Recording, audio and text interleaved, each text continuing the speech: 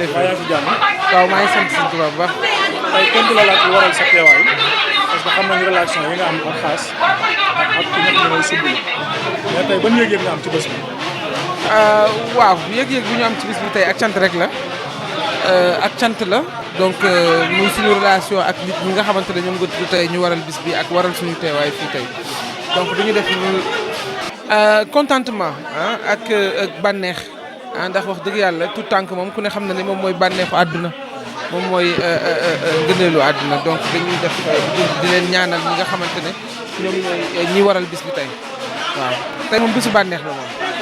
ñu gis tey bés bi dañ ko jël jagleel ko Soxna Diarra. loolu ñu bëri rafetlu ko ba mu yëgee ne tey. waaw ñun ñëpp xam nga ñun ñëpp ci Soxna Diarra la ñuy roy bëgg xaw a mel ni moom donc wax dëgg yàlla ñu jóge ci Porokhane donc tout tànk bi judd si ñu daal di ko koy dippee loolu moom ak cant rek la ak tawfeex donc ñun ñëpp dañuy sant yàlla rek dañuy sant yàlla bu baax di ñaanal ay waajuram yàlla gën leen yàlla lafal leen cat yokk leen musal leen ci seytaane te tout tànk bu dund mag bi doon murit saadix waaw. ban conseil ngay jox ki nga xam ne mooy Soumboulou bi sa rakk xam nañu seen diggante ni mu demee. je dirais pas conseil mais dañ koy ñaanal ñun ñi nga xamante ne dañoo nekk ci showbiz bi ay ñaan la ñu soxla parce que ay nit lañu mais nit yoo xamante ne dañu exposé donc ci exposition boobu cat day yomb lool ci suñu kaw donc képp ku am ñaan wax dëgg yàlla da nga ko war a yokk ci suñu jëm yi waaye du loo xamante ne ndax nit ci lépp lu muy dugg rek rafet njott la ciy duggee donc dañuy ñaan yàlla lafal ñu cat lafal ko cat te lépp lu muy yóotu ci sëyam bi yàlla defal ko ci barke Cheikhul Khadim. merci jërëjëf mer. relation bi mooy bokk ndey ak baay maa ngi moom ñu bokk ndey ak baay sama sœur la Soumboulou ñu bokk ndey ak baay pour te dire vrai parce que wutale wu ma ak ñu bokkal ndey ak baay xam nga man la bëgg man la jàpp man la téye Soumboulou fu muy dem ku ko sololu pour ñu Baye Modou xam nga du sentir boppam xam nga di ma jàppale boobu bu muy taxaw naan Baye Modou kenn tudd ma jëluma ndax tur jàppewu ma ngir tur daal maanaam dafa ma au contraire tur bi mën naa ni moo ko imposé Sénégalais Soumboulou bi muy taxaw naan Baye Modou kenn Soumboulou bi muy taxaw naan Baye Modou kenn sañu ko def xam nga dafa bëgg Baye Modou te yàlla tax émission bu muy def Baye Modou lay wax lu muy defal Baye Modou lay def comprendre maa ngi moom daal du léegi xam nga affaire de lu yàgg la xam nga aussi yàlla boole koo Xaas nit ku baax ñu ko jëlee ba léegi Soumboulou maa ngi moom tëdd presque moo ñu daan tàqale jàmm chaque lépp man ak moom la woon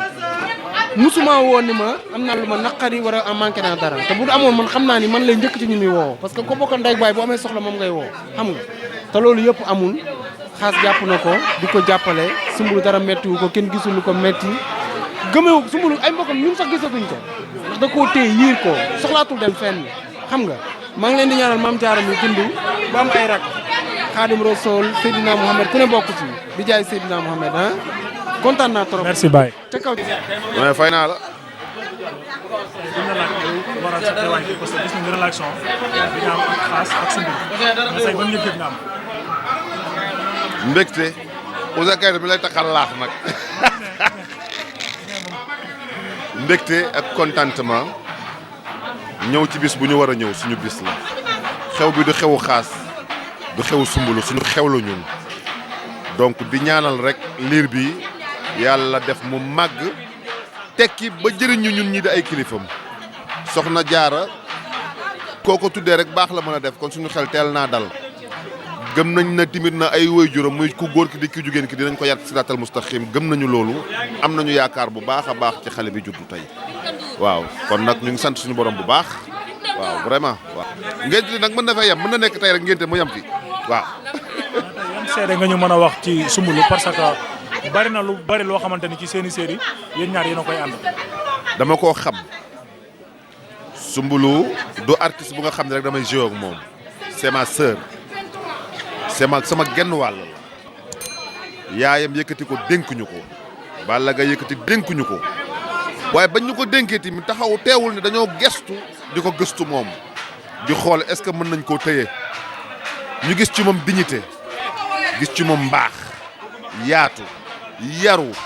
personnalité ba pare tabe Soumboulou da daan liggéey pare sax nga fay ko la nga ko fayee mu jël delloowaat la toggale leen ko ay ginaar ko ay yàpp joxuñu ko loolu nit ku baax rek koy mën a def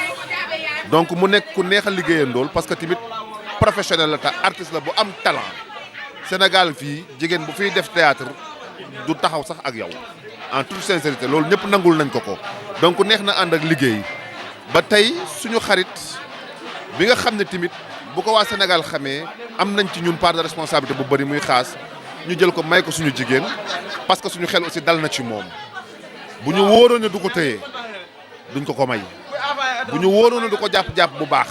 duñ ko may donc tey sant nañu yàlla ba lii doom am ci di ñaan yàlla rek ay sët ak lu ne topp ci incha allahu rabbi yéemaan kontaan naa. yaa ngi si jàmm ñi ngi sant yàlla.